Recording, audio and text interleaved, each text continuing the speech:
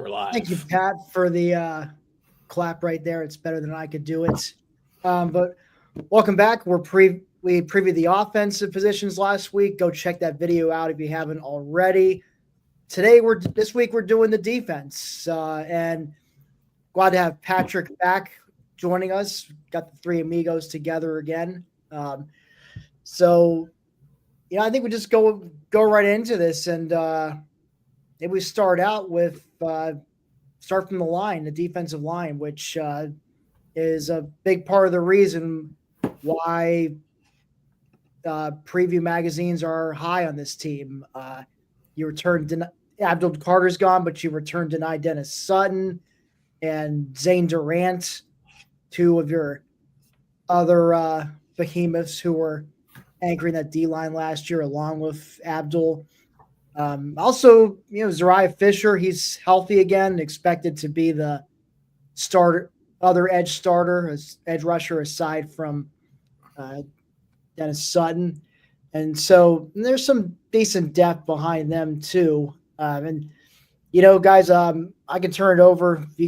Jared, Pat, you got any thoughts on what you see from the D line? Do you think this can be as productive or maybe even more productive than a year ago, despite losing a stalwart like Abdul Carter? I think that across the country, and I think we should maybe try to break this down defensive end versus defensive tackle, despite the fact that I think that they both have a lot of similar qualities, right? Defensive end has Deni, defensive tackle has Zane Durant, defensive tackles, depending upon Alonzo Ford coming back from injury. Zariah Fisher at defensive end was out with injury, and you're depending upon some inexperienced guys beyond that. So they are pretty similar. But I think one of my main takeaways just for Penn State across the country is a lot of like the COVID seniors that stuck around, where their impact was most felt was on the defensive line. And I think D tackle in particular, like when you look back at Penn State the last, 2 or 3 seasons, they maybe never had like a true standout all Big Ten, first team all Big Ten defensive tackle, but they always had experienced guys starting and experienced depth. When you look at Keziah Izzard, when you look at Devon J. Thomas, when you look at even like Hakeem Beatman, who played a ton of football. So I think that's just like one of the changes that Penn State is seeing, in that your backups at defensive tackle, your backups at defensive end are all going to be younger guys than maybe we've experienced in the past. As far as is the defensive line better than last year's, I don't know, but I don't think it necessarily has to, because I think we're going to see defensive line play kind of in general across the country kind of step down a little bit.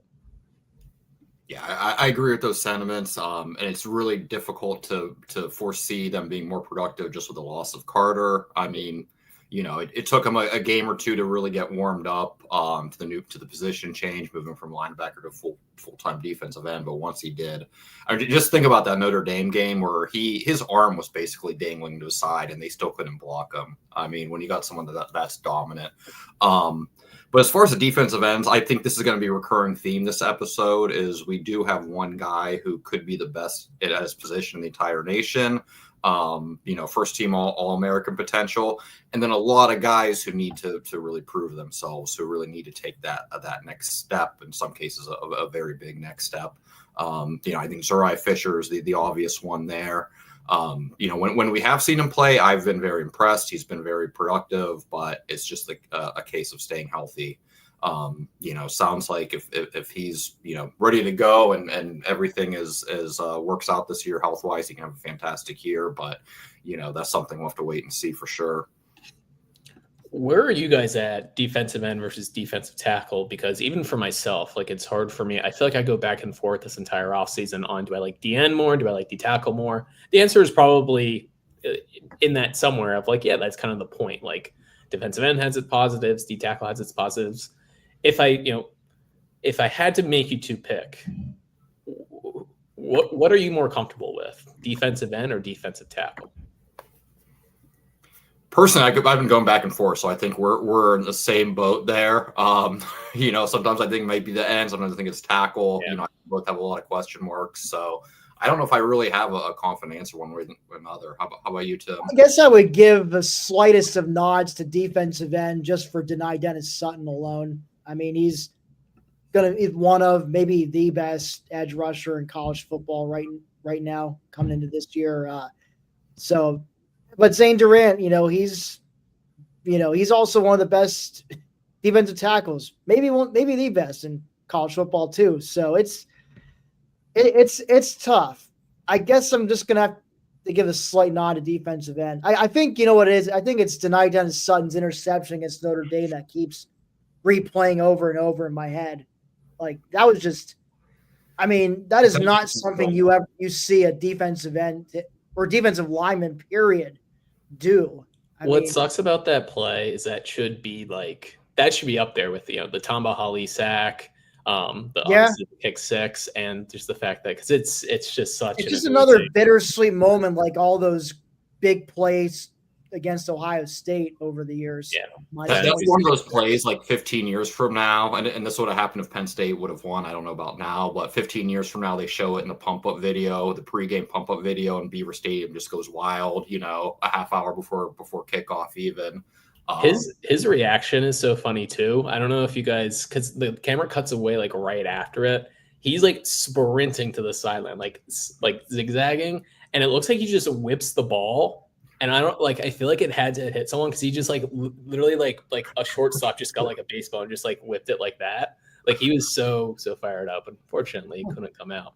I could see some like poor water boy or something just like chucking the side of his head off camera or something. Like I'm sure he just blacked out and just was so fired up. Defensive end wise, and Tim, you kind of said like how you like defensive or just lean defensive end a little bit more. I think I agree with that as well. For my reason, right, it's kind of like I talked about in the beginning. Denai Dennis Sutton and Zane Durant kind of cancel each other out as far as guys who I think are going to be first team all Big Ten and maybe potential Americans. Alonzo Ford and Zariah Fisher cancel each other out of like, okay, we know these players are good. Can they stay healthy is going to be the big question, I think, for both, right? If we had to pick like X factors on defense, I think those two and their health would be, prime reasons for them to be X factors. I like defensive end a little bit more just on like the idea of the inexperienced guys. And that even includes with Max Granville, who was, someone that was coming on last season and kind of seemed like he was going to be the next guy up at defensive end to, look like, Chop Robinson type player. Fortunately, he has a long-term injury. Of course, we never have season-ending injuries anymore, just long-term injuries. But even without Max Granville, I still like the combo of young talent of like Jalen Harvey and even Kamaju, Chaz Coleman was in this class. Malachi Williams, another redshirt freshman. I feel a little bit stronger about those guys than I do at defensive tackle with like Xavier Gilliam, who I think he'll be pretty good. But beyond that, like Ty Blanding, Owen Wafel, Liam Andrews is a guy. Alonzo Ford. Well, Alonzo Ford, I would say, is in that Zariah Fisher category of like, if he's healthy, we know that he's going to be good. But just those, Ty Blanding hasn't played a ton of football here. Obviously, Owen Wafel hasn't played a ton of football here. So it doesn't make a whole ton of sense just because I'm comparing two groups of players that haven't played a whole lot. But I just feel better about those young bucks at defensive end than I do. The one guy who hasn't come up yet, I'm really interested in seeing what kind of season he has as an Eye White. I knew he came from A&M. 5-star recruit, hasn't really done too much on the field yet, but obviously, he's young, he's got a lot of time to develop, and just interesting to see what Dion Barnes and the defensive staff can do to develop him, because he's got a lot of potential. He could be one of those guys who, all of a sudden mid-season he hits a stride and he's a beast coming off the edge. So like Nolan Rucci. Yeah, or even with, I don't know if he's, Chop is probably too high of a bar. But I think he had like 1.5 sacks at Maryland his freshman year, and then second season as a sophomore at Penn State, he really he really came on that year and obviously became one of the best defensive ends in the nation. So be interesting to see if an Eye White can make some strides this year and really become a big contributor for the defense. And this is how it was like back in the day. I say back in the day, but basically like pre-COVID time, just because I feel like, defensive end, defensive tackle have been two of those spots where, just, and even with the transfer portal too, of you can get depth guys, and you can have a fourth defensive end that comes from Texas A&M or someplace like that. But I think back to like 2016 when Penn State needed guys like Robert Windsor and Kevin Givens and Ryan Buchholz to come in and play after redshirting a season. And you know what? After 3 or 4 games, it's like, oh yeah, Givens is a beast, Buchholz is a beast, and you just hope that happens this year with guys like Jalen Harvey and Liam Andrews. But Yeah. just a little bit of difference compared to what we'd seen in college football in previous years. Yeah. It seemed like there was many years there where we just had so many questions about the defensive line, and then by midseason, you know, it was like, oh, remember when we were concerned about this over the summer? So I wouldn't be surprised to see another year like that. I mean, even 2022, like, it's easy to look back now, but right, Chop Robinson, defensive end, Adisa Isaac at defensive end. Adisa Isaac's 2021 season was not that great. He was coming off of an injury, didn't look that great. Chop Robinson, like you mentioned, Jarrett, was barely used at Maryland and wasn't even defensive end. I think he was more of a linebacker at Maryland. And then by the middle of the season, it was like, both of these guys are future NFL players. I mean, Chop went first round later, and Adisa, I believe, was a 3rd round pick, I want to say. So, and I'm pretty certain they're both first team All Big Ten. Yeah, at least that. We weren't certain. Wasn't high in many people's radar at the start of the year. It turned out to be the 2 best DNs in the entire conference. Yeah, so hopefully that happens this year. So we'll see. But I do want to bring up two true freshmen. You already mentioned Chaz Coleman and LeVar Arrington Jr., who, I guess he's technically going to be starting out at linebacker. But do you see any scenario, either of you see a scenario where one or both those guys are used as pass rush specialists? Because they're probably not ready to be full-time players yet, but they may have the physical traits to just go in there and really, mess things up for the offense. So I'm just curious if you think there's a path for either of them to see a lot of playing time this year, or do you think they're both destined for a redshirt season? I mean, I can maybe see LeVar Arrington getting LeVar the second, or I think Man as his dad calls him for his nickname, but whatever you call him, I can maybe see him in spot situations, perhaps. Probably more so probably start out getting some garbage time reps. I imagine he'll get plenty of opportunity to get some run in the second half against Nevada, FIU, and Villanova. If all goes according to plan in those games. So she'll get a chance to see him early enough. And then as the season goes on, if he gets more comfortable with the system and the coaches get more comfortable with throwing him out there and more often, then I could see a scenario where maybe they throw him in there in obvious passing situations just to, deliver some pressure to the quarterback. I just hope that they don't do to LeVar the second what they did to Abdul Carter, which was waste 2 years of his career at linebacker. Well said, Pat. Just move him to DN. And I'm not the only one. I'm not making it sound like, I was the only one saying this about Abdul Carter, but you watched his highlights and it was like his high school film, and it was like, okay, this guy, he should be rushing the passer, attacking the line of scrimmage every single play. Like Abdul Carter was a really good linebacker, and he helped Penn State a lot. It's not to say that he wasn't a good linebacker, but he was just so dominant as a pass rusher. And I mean, you even said it before, Jarrett, right? He kind of needed those 2, 3, 4 games last year to get accustomed to playing games, not just practices at defensive end. So I kind of think similar things with LeVar, rather than try to, let's get him more comfortable driving back in coverage and this, that, and the other thing. It's like, you see what he looks like as an 18-year-old who has never been in a college program before. I mean, that photo went viral this spring. Just let's not waste our time trying to keep him at 235. Let's get him up to 250 and let's get his hand in the dirt, preferably.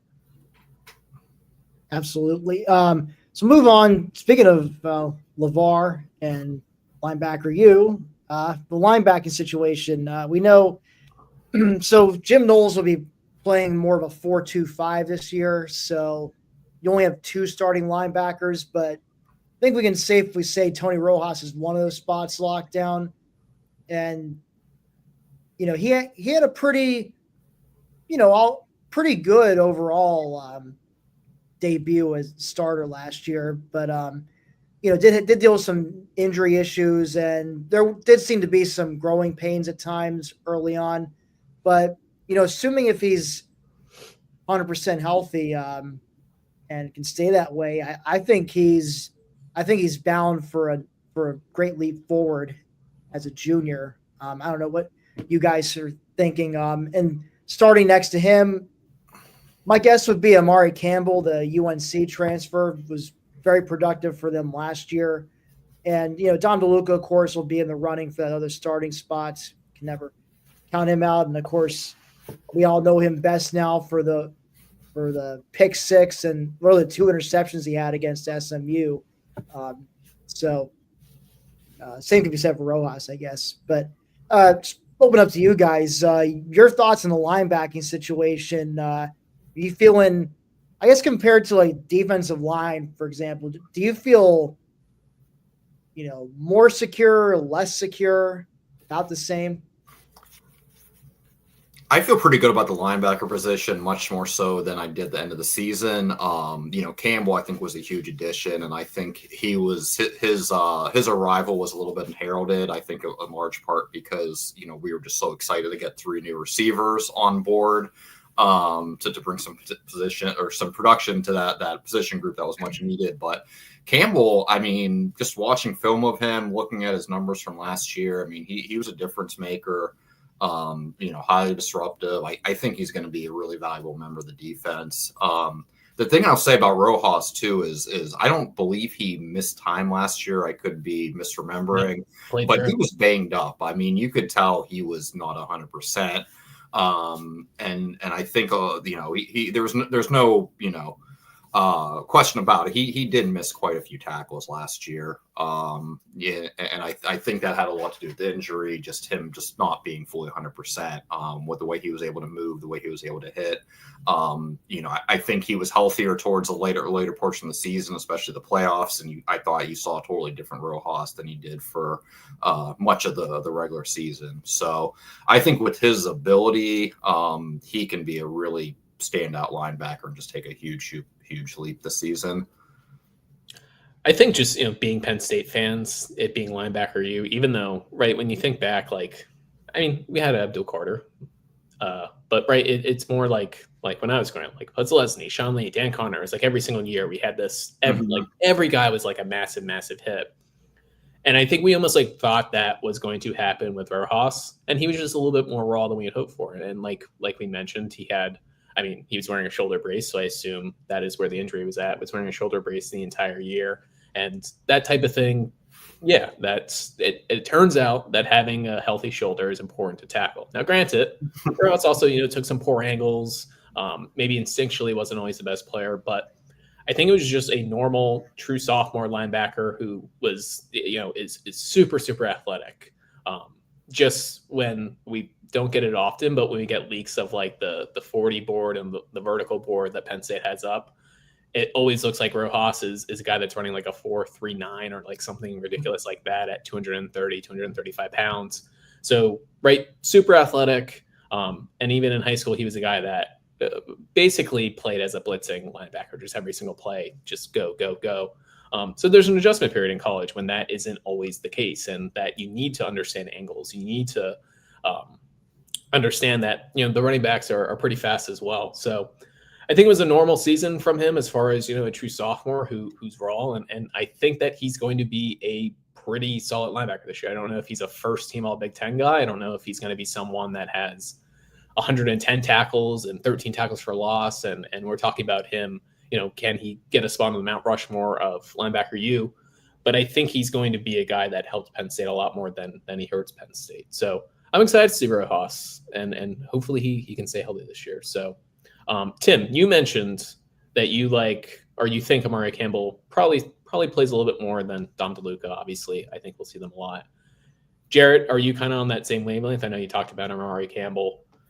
I just want to talk about Dom. I'm always curious, just the Dom discourse as far as, walk on. Yeah, I kind of feel like, I don't know if it's the walk-on status, he doesn't visibly look like a Big Ten linebacker. Can I also say something just real quick? Yes. I do like that Penn State does they're trying to do something with this, number 0, Mhm. give it to the special teams guy. There's maybe not you need. This is no offense to Dom DeLuca because I'm also a not very intimidating looking white guy. To wear number 0, you got to look a lot cooler than Dom DeLuca. I'm just saying. He fits much more of I think he used to wear 34. Let's get 34 back on him. But anyway, that's fair. That's fair. But go ahead. The one thing I will say about DeLuca is I swear, every time I doubt him or think we should have someone else in there, he goes out and makes it. He makes a big play. Yeah, that's the thing. And even when he was just playing mop up duty, he was just always making plays. I know it sounds so overly cliche, but the guy just has a nose for the football, and he's just always around. He's just always in the action. Before he picked 6 against SMU, he did it in garbage time against Delaware. Mm-hmm. Yeah, and then the other play, the other interception that wasn't a pick 6. I mean, if you guys recall the circumstances, that was when Penn State went for it from their own 9 or something like that. They're up for the SMU game. Yeah, they went for it. And then SMU the chance to cut the momentum out of the stadium and cut the lead in half, and then he just jumps up and nabs an interception somehow. So the guy's a playmaker, and with another year of development, I'm just interested to see what he can do. Because I mean, I'm not one of those guys who thinks we must have other guys. Scholarship guys that just should be out in the field. He just keeps going out there and proving himself. So, to be fair, I think he is on scholarship. He has. Yes. I just meant initially, he wasn't a 4 or 5 star like some of the other guys in the linebacker room. No, that's true. It is funny with Dom, where he's not a guy that you want to play 90% of snaps against Oregon, for example, right? Hopefully, that's a game that I imagine we'll see a little bit less of Dom, but. Yeah, when you put him against basically everyone else except for Oregon and Ohio State, I think he starts at any of the schools that Penn State plays, and he's a terror when he plays them. And I even think back to the Fiesta Bowl, there was a play. I don't remember if they motioned Genty out or what it was, but it was Genty motioned. I think it was he was that wide receiver basically, and Dom was on him, and I remember thinking, terrible. And yet he made a play. They tried to do a screen. Dom, I believe he fought through it, and he made a tackle for loss. So, like you said, Jared, just you doubt the guy, and then he goes out and he does something really good. So, yeah. The one thing I will say about the linebacker group as a whole this year is they definitely need to improve in coverage because last year's defense was extremely talented. Just very, very difficult to move the ball against, obviously. But that was their biggest weak point. Their kryptonite was if the opponent had an experienced quarterback who could make the read and quickly get the ball out of his hand, beat the pass rush. That was by far their biggest weakness. And they didn't run into too many quarterbacks like that. But when someone could, just basically kind of make that read and they had the accuracy to get the ball in place. Miller Moss, USC. Yeah, Miller Moss. Even if you think about the first half of the Wisconsin game, their quarterback escapes their mind, and Wisconsin have a whole lot of success in offense, but he made some pretty nice throws, kind of using that strategy before. I think he basically used up all the good throws he was going to have for that. But yeah. Oh, and I think especially of the Big Ten championship, Dylan Gabriel that's the perfect example. Absolutely carving. It was targeted over the middle. Can we talk about Keon Wiley real quick just before we go on? I was going to mention Keon Wiley, so good segue. No, go ahead, Tim. You can. I'll say Keon Wiley is just a name that he's a guy I'm keeping an eye on. He missed all last season to an injury, but he played in every game in 2023. 17 tackles, 5 for loss, 3 sacks. So give him some real potential there. I think if he's healthy, I think he's a key part of the rotation. Anthony Speca is another name to keep an eye on. He saw a little bit of action last year in garbage time. Kari Jackson, redshirt freshman. He's a name that was getting a lot of buzz during the blue-white game. So obviously, we think we're old enough to know better than to put a whole lot of stock into spring game performances. But another name just to keep an eye on potentially. Yeah, I'm excited for Keon Wiley, and to kind of go back to Jared's question about defensive end of is there a young freshman, Chaz Coleman, LeVar, at linebacker as well, that they could use as a basically a de facto defensive end on pass rushing situations. Keon Wiley is definitely one of those guys. He was a pure defensive end in high school. Unlike LeVar, he doesn't have, the genetics to end up being, 255 pounds. So that's why he's kind of been, I don't want to say stuck at linebacker, but that's why he's been at linebacker. And I'm just curious, in Jim Knowles' defense, they have that, I believe it's called the jack position, which is basically it's not really linebacker, not really defensive ends, but just a good football player. I do wonder if Keon Wiley could be that type of guy because, Tim, you mentioned his stats in 2022, and he had 3 sacks, 5 tackles for loss, and when in very limited playing time. Now, yeah, a lot of that was garbage time, but I just think he's one of those guys that has a knack for getting after the passer. So I'm interested to see if Penn State can utilize him in those ways. I mean, that's a possibility. It's to be fair, I think he saw a lot of his action on special teams, but he did also get enough action on defense, albeit in garbage time.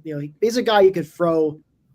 I could see them throwing him in there. It's either you give someone a breather, or maybe if they want to, if he's like kind of their pass rush specialist at linebacker, and they want to bring him in on more obvious passing situations.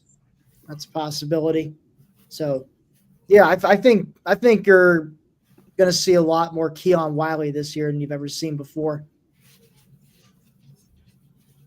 Yeah, going back to Specca, which you mentioned, Tim, I think Anthony Specca is someone who I definitely have an eye on. Could make to take a nice big jump this year and become a real regular contributor and kind of work his way to a starting role in 26. I mean, just really big guy, one of our biggest linebackers. I believe the coaches named him the development player of the week several times last season. So someone they're really high on, and someone who will see the field and have a bigger role this year, and could have a pretty bright future ahead of him. Absolutely. Any final thoughts, fellas, on linebackers before we move on? Ready to go well and improving coverage. I feel you. So before we move on to covering the rest of the defense, just a little housekeeping note. If you haven't already, you like what you see here, please like and subscribe to our YouTube channel. The name down there, Black Shoe Diaries PSU. It's all one word. You can find us on YouTube. I noticed we made a push last week. We're at 14. We had 182 as a week ago, and we're at 195 now as the time of recording this. So thank you to everyone who subscribed. Our goal was to get to 200 subscribers before the start of the season against Nevada, and we only need 5 more to get there. And well, let's change that goal to 200 by August 1st. Yeah, let's do that.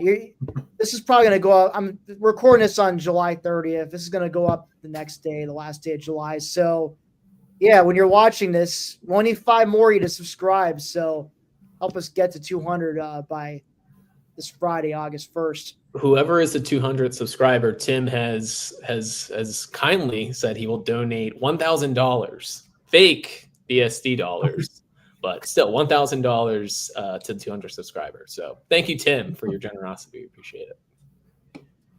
Well, thank you. And of course, blackshoediaries.com. Please check us out. We're, as we've repeated ad nauseum on here, we're only a month out from the start of the season.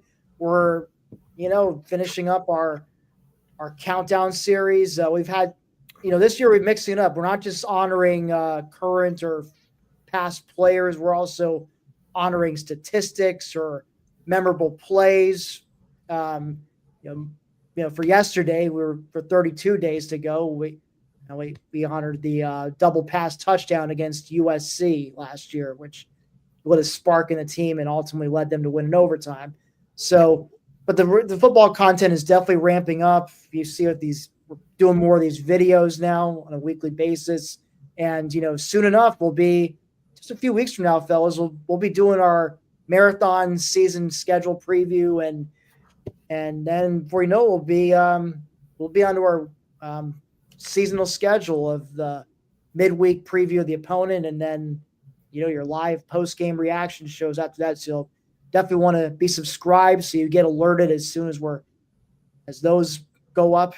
So, and also, yeah, blackstars.com. That's where you can find it all for all your Penn State sports coverage. Anyway, gentlemen, on to the secondary, which I would say, in my opinion, I think this is maybe the strongest group out there, at least from a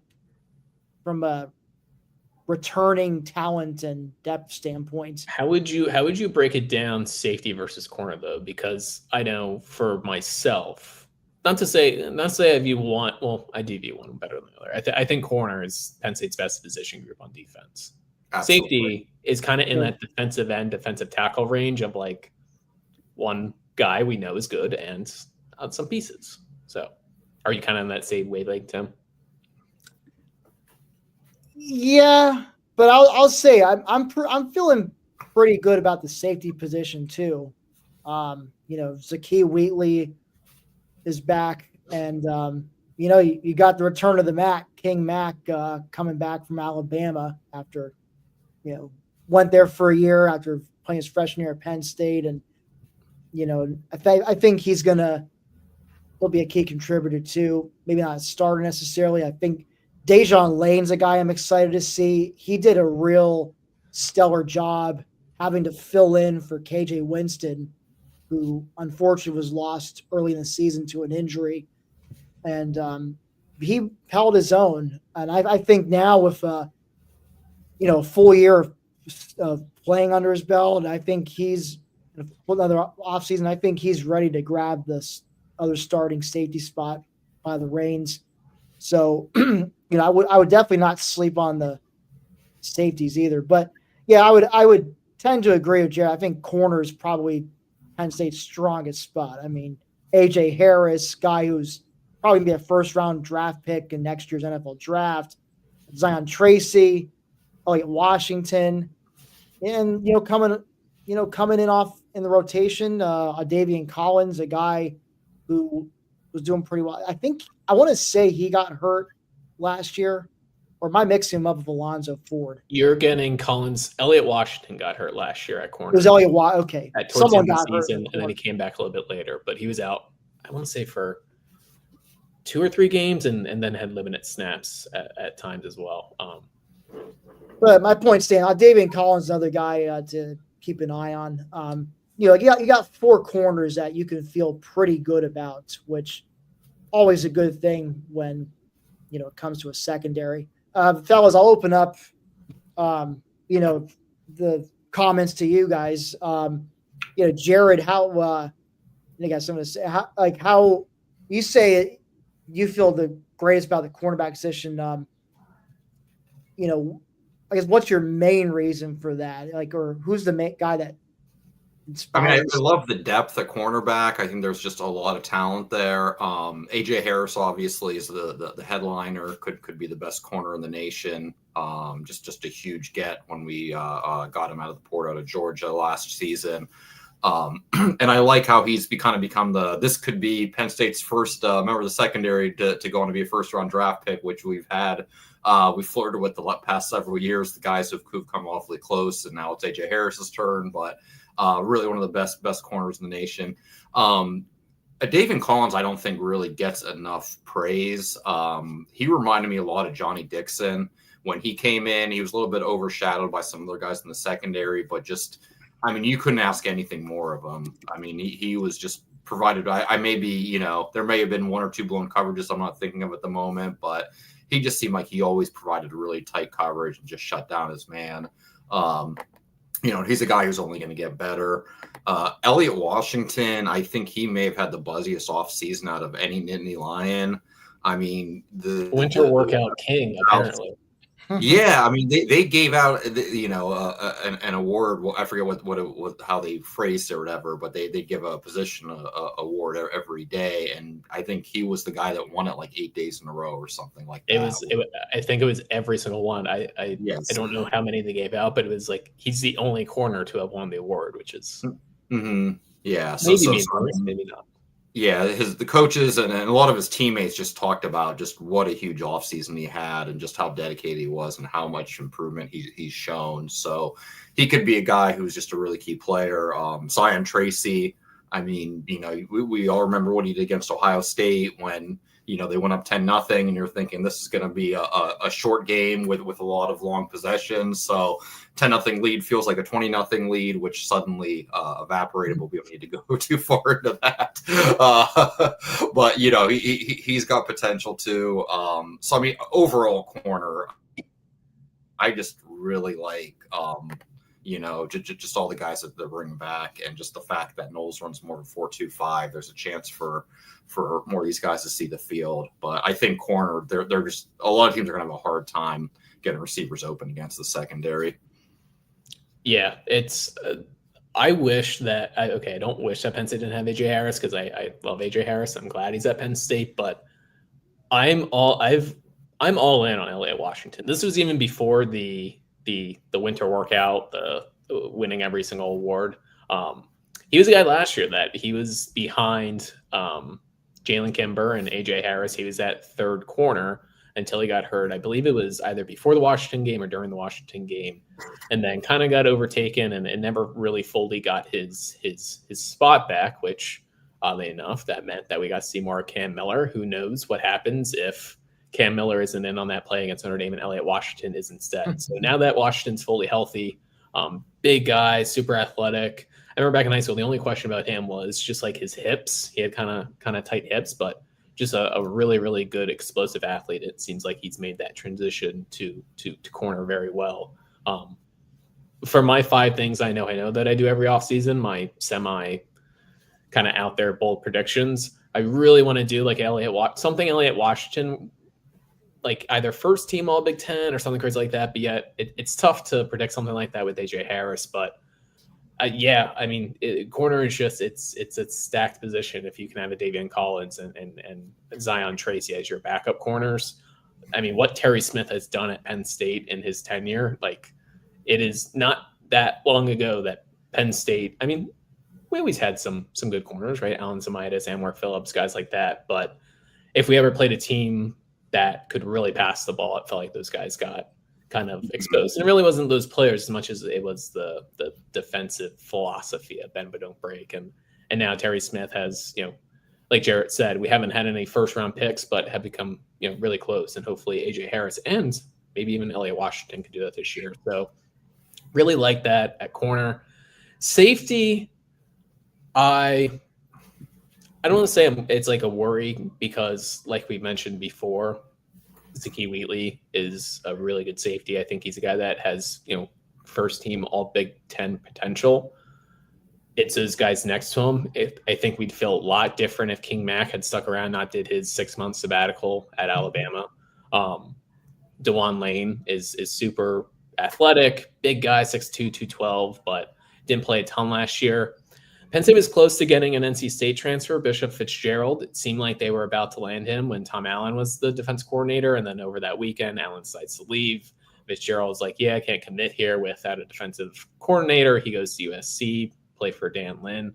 So interested to see how he does this year. But I just would feel a lot better if they had brought in another starting safety to pair with Wheatley. I think King Mack and DeJuan Lane are guys that you feel better if you don't have to fully expect them to be starters that they're going to this year. But hey, who knows what happens? I mean, Kevin Winston, after his freshman year, didn't play a whole ton, but yet jumped in as a sophomore and looked like, a future NFL player that he is. So perhaps the same happens with Lane. Perhaps the same happens with King Mack as well. But just would feel a little bit better about safety if they had brought in one other guy. Yeah, I think I agree with that completely. I mean, Lane gained some really valuable experience last year as a true freshman. Like Tim said, he held his own. Then, with King Mack, I believe he's the fastest player on the team. At least according to the video game. Yeah, okay. That's a good indicator. And he can really hit. I'm actually really looking forward to watching King Mack play against a primarily run-based offense where he can just kind of play downhill. That's going to be really fun to watch. But like you were saying, Patrick, I'd feel a lot more comfortable if we had a more experienced safety next to Zakee there. But with that being said, this is college football. Every year, guys take huge steps forward, and You know, it could be a liability. It could be one of those things by midseason where, like I was saying with other position groups, where, you know, we're like, oh yeah, do you remember the summer we were worried about, you know, our safety position, and they proved it was something to worry about. So one guy too I wanted to mention that Knowles has been really fond of, he's mentioned a few times, was Dinkins. Oh, the younger Dinkins. Colin Dinkins. Yes, the younger Dinkins. Not the tight end escapes my mind right now. That is his brother. Yeah. I've heard good things about him. I don't know if that's going to translate to, you know, a lot of playing time or him having a huge role at the defense, but it's just something good to hear about. And then the Torre, I'm not certain if I'm saying his name correctly or not. Torre. Yeah, but Knowles specifically mentioned him, and that wasn't too long after spring practices started. In his press conference, he just mentioned that he goes out there and just, you know, is always around the ball making plays. So someone else to keep an eye out for that, you know, at the very least will probably be a rotational player and could make a name for himself this season. Yeah, I think safety is like the end where they have the talented guys like DeJuan Lane and Babi Torre were in the same class, both big guys, athletic, just need to get the experience, which, you know, they will get this year. They will certainly. I mean, Penn State is going to, depending upon at least one of them, even if King Mack completely hits it off and looks like he did when he was at Penn State and looked like, you know, he was going to be last year. It's funny, if King Mack would have stayed, he would have played a ton. Basically, I think he takes over that nickel spot once Winston goes down. They have to kind of reconfigure some things. So even if King Mack, you know, looks as good as he did in you know, his first stint at Penn State is still going to need at least one of Lane or Torre to come out and be ready to play. So we'll see. So I was going to ask, Phil, how do we feel about Jim Knowles in general? You know, think about this time last year, Tom Allen was the new defensive coordinator. You know, we had just lost Manny Diaz to a head coaching job at Duke. And obviously we knew Manny wasn't going to be there for very long. So, and I think, you know, Allen had a reputation for being, you know, a defensive guy. And with the players we had returning last year, especially with Abdul Carter, we were feeling pretty good overall. And then, of course, season happens. You have the first half against Bowling Green. And then you learn, there were some communication issues because, you know, his voice is too raspy. So he has to call the play into Dan Connor, who then relays it to whoever's wearing the Kobe King last year. Yeah. It reminded me way too much of like how the offense was running in the late Paterno era. That's exactly what jumped my mind was me imagining Joe Pa writing down things. I literally think I remember them talking about like him writing. And then he relays it to like Michael Query, who then relays it to Jay. I don't know. Well, it actually is. It's funny to think about that Penn State wasn't as successful as they were 2005 to 2009, like that whole stint. When maybe we're wrong on this, but I remember hearing about if Joe had an idea when he was up in the box, he'd write out a note and he'd pass it to Galen or Jay. I think they were both up there with him. Jay would call the run plays, Galen would call the passing plays, I think, or maybe it was the other way around. Yeah, that's the thing I forgot about is they had one guy call run plays, one guy call. And who made the decision on to call run or pass? I think it was Jay. And that's the thing. So whatever Jay was doing, I'm sure it's spread HD. What Penn State? Just it reminded me too much of that, but I feel like that should not be an issue. Hopefully this year, like at least the players whoever's wearing a headset can understand what Knowles is saying, you know, and there's a lack of communication going on or confusion. I think, you know, his body of work speaks for itself. I mean, you know, he had a great defense at Oklahoma State right before Ohio State scooped him up, and then, you know, he turned around that defense, you know, by his last year they were the top defense in the country. And, you know, I'm not saying Penn State will be the top defense in the country this year, but I mean, certainly I wouldn't be surprised if they're like top 5 or worst case, you know, top 10. Yeah, the impressive thing about Knowles too is if you think about Oklahoma State, I mean, for years they had to win games, you know, 49-41. You know, I mean, they just had played no defense at all before him, it seemed like. And he just by his last year, they were on the brink of making the playoffs. And they got upset by Baylor last week of the season to knock them out. But yeah, he did just an incredible job transferring them. And the thing that really impressed me, I mean, obviously Ohio State had a great defense, a lot of talent, but the thing that really speaks to Knowles' ability is Ohio State had several goal line stands in their biggest games last year. One, we obviously remember too well. But I mean, that was a regular thing throughout the season. Teams would be down goal line first and goal, and they would just put it together and just find a way to stop them, for 4 downs. And I think the Texas one was even 7. Because I want to say they were down there, and then they got a pass interference, so the first and goal at the 2, and then a few plays later, Jack Sawyer is running the other way for a touchdown. So, which was on 4th down. So after 3 more stops, I think the thing with Knowles, like the cope from Ohio State fans after he left was, Jim Knowles, his defense the first year at Ohio State, it wasn't as good as they thought it was going to be. That it takes some time to learn Jim Knowles' defense. It's not just he comes in and he does it right away. Which maybe that could be the case, but Ohio State's defense did improve between the Kerry Coombs years and Jim Knowles. That absolutely, and that's all Penn State needs. Penn State doesn't need their defense to necessarily be like better, right? Penn State had a national championship worthy defense last year. Jim Knowles just needs to maintain. And honestly, I don't want to say more than anything else because you care more what he's doing internally, but taking Knowles away from Ohio State is a big part of the equation here. And the fact that we don't have to get far into Ohio State stuff, but the fact that they brought in Matt Patricia, which question marks, I don't know how I feel about that. I understand defensive coordinator for a Super Bowl winning team, but yeah, that was a while ago. Let's see. So,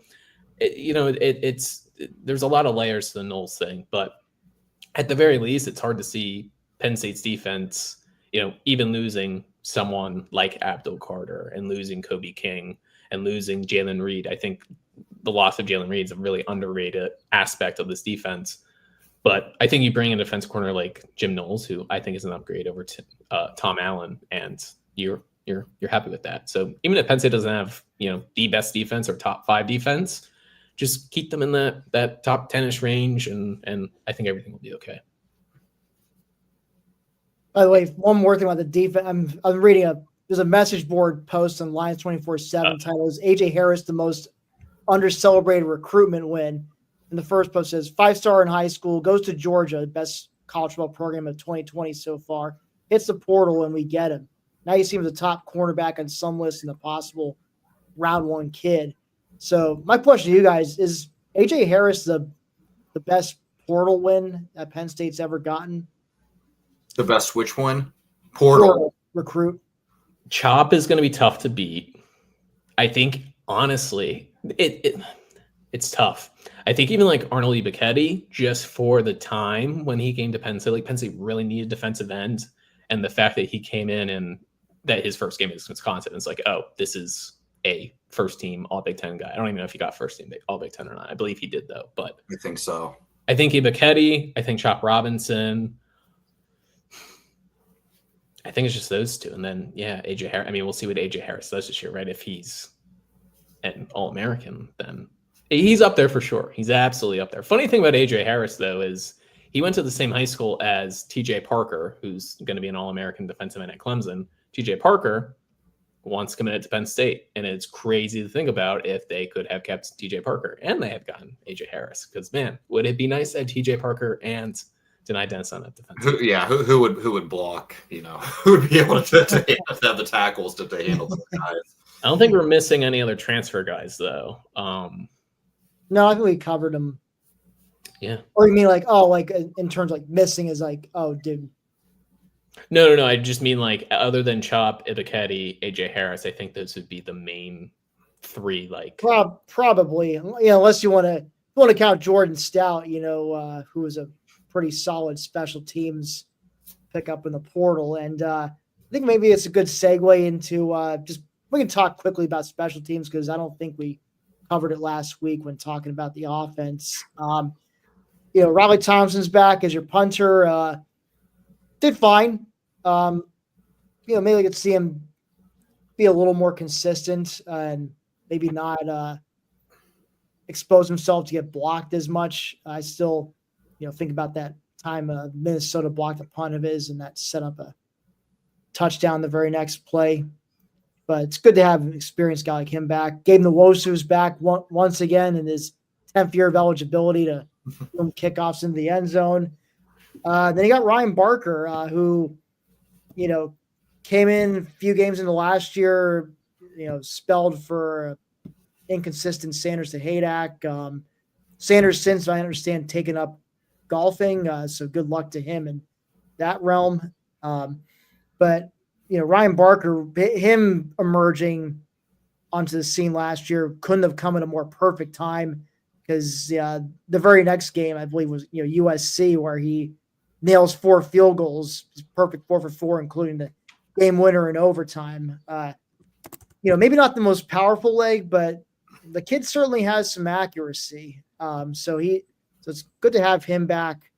I think the real question will be, returner. I mean, it's Nick Singleton's going to be one of your kickoff return guys, but as far as punt returner, it seems like Devontae Ross is a favorite for that spot, but maybe Caden Saunders gets some run there as well. Yeah, I think those two. Ross, has some experience, did some good things in the return game for Troy. Saunders is someone we know who did a solid job in that in the past. And then I think King Mack is in the conversation too. Which, speaking of the fastest guy on the team, if he can prove to be a capable returner, it does require a lot more than speed. But if he does have that skill set, he could be pretty dangerous back there. So it's interesting to see if he gets a shot at it as the deep man.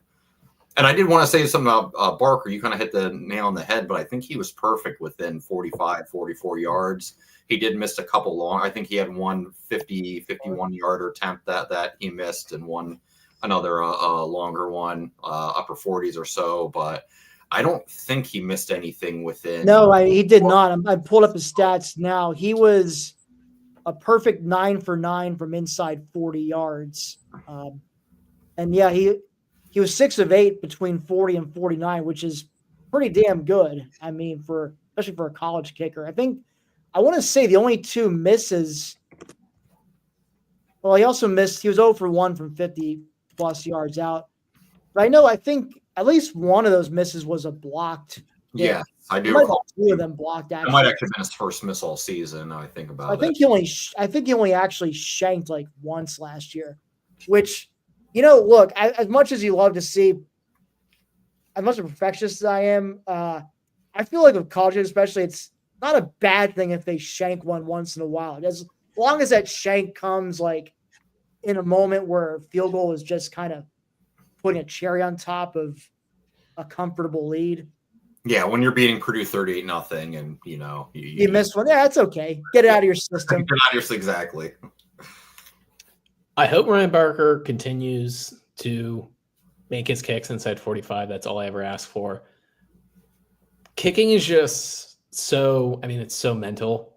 Like, that's I just want to knock on wood, just talk about Ryan Barker just to keep the good vibes going, because I think back to like Tyler Davis, I always say, was like my ideal Penn State kicker just because he was so automatic.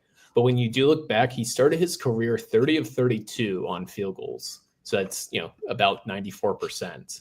His senior season, 2017, he was 9 of 17, 53% on field goals. Now, none of those were like that, right? I don't think any of us can really think of like a back-breaking Tyler Davis missed field goal. He missed some in that Iowa game that Penn State fortunately ended up winning then. But right, kickers aren't important until it is important, as Penn State has learned. So I just hope that Barker continues to make his kicks, which is a great take by me. I want the kicker to make his kicks. To make field goals. I like that take, Patrick. I mean, you're right though. It's such a mental thing, and kickers sometimes just get in a bad place in their heads. They get the yips or whatever, and they lack confidence. But I still remember years ago watching SportsCenter and seeing on the ticker that Robbie Gould was getting a tryout with the Bears. And I just remember thinking, like, how did he even get a tryout in the NFL? And then he goes on at one, I don't know if he still has the record or not, but he went on at one point, he was the most accurate kicker in NFL history, like 12 years after that. So yeah, it just goes to show it's such, and obviously, Sahadek was a much better kicker in practice than Barker, which is why I got the starting nod. And then you saw as soon as they're in game action, Barker was much better and it wasn't even close. So. No, that's the funny thing. Even with Penn State landed an Irish kicker in the recruiting class, I was looking, and it's just every kicker. It's like, there's a lot of guys who can kick a ball 60 yards, who can, put their little tee up at the, whatever yard line and kick these 60-yard field goals when, they're just in a high school stadium and no one's around.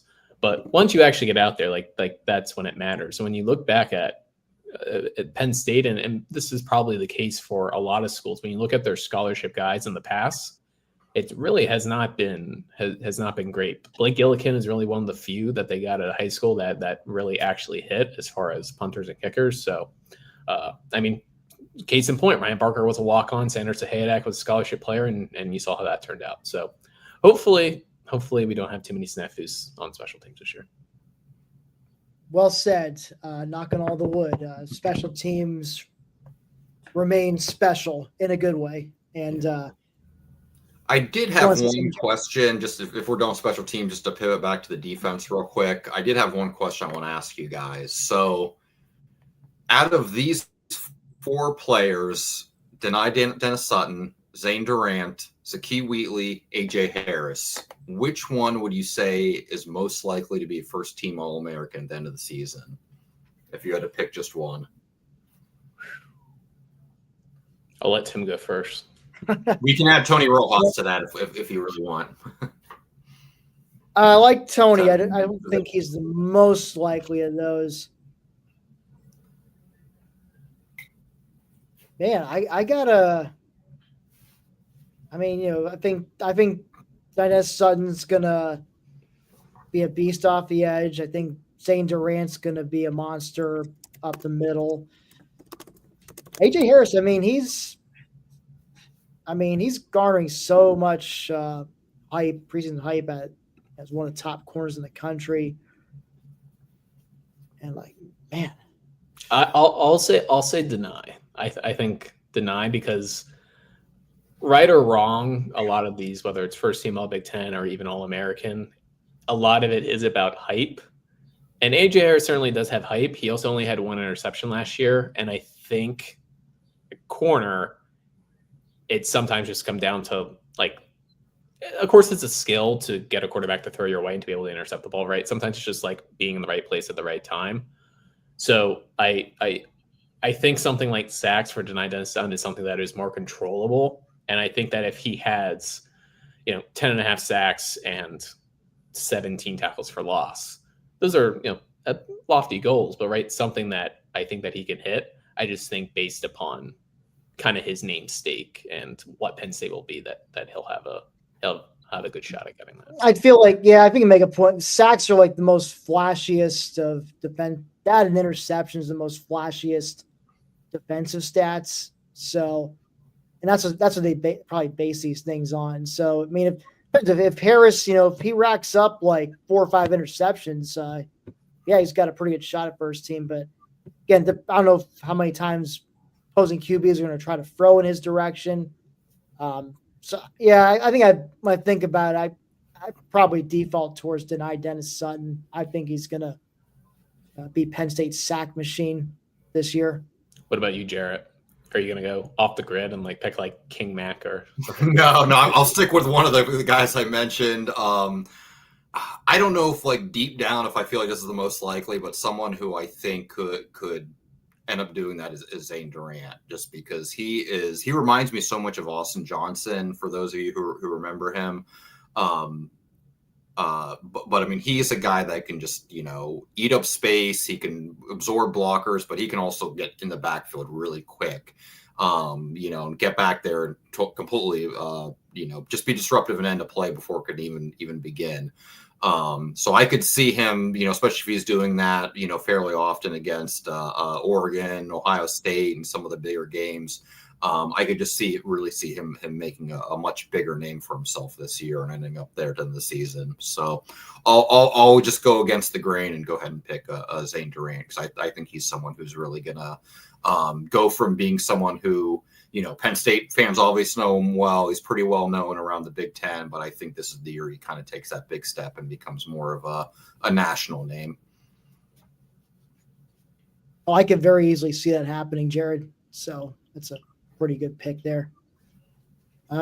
So gentlemen, we're about to hit the 1 hour mark here, so we'll end it right here. But any final thoughts before we go about the defense, special teams?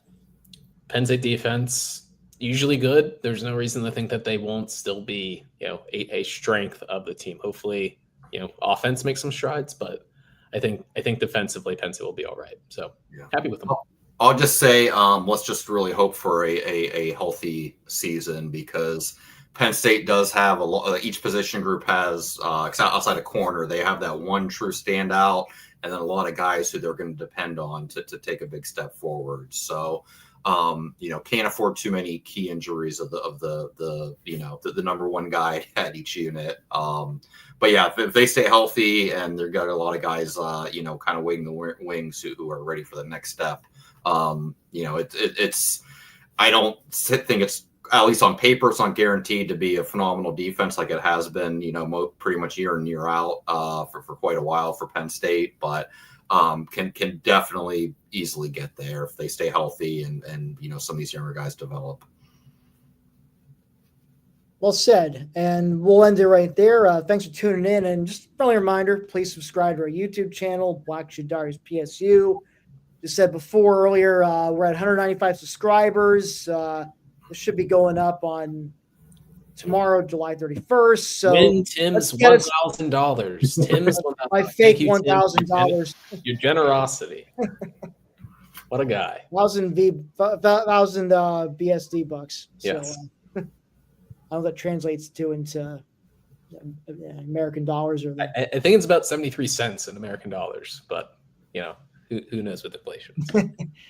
But yes, thank everyone for tuning in, and I guess Pat, you'll be back next week. I think you and Clay are doing something together. So yes, it's one of the more ridiculous ideas. I don't want to give too much away, but if you watch the movie The Purge, it's similar to that, except we're not killing people. Be clear, there's no killings. I have not watched any of the Purge movies, but you still have me intrigued. So basically the idea of The Purge is that you get 12 hours of there's no rules, there's no laws. So I guess I'll just say Clay and I are going to have an hour where we can say whatever we want and there's no repercussions. So that's all I'll say. Nothing will get us fired. Don't worry, Jared. Okay. Well, I can't wait for that. But anyways, thanks everyone for tuning in, and we will see you next week.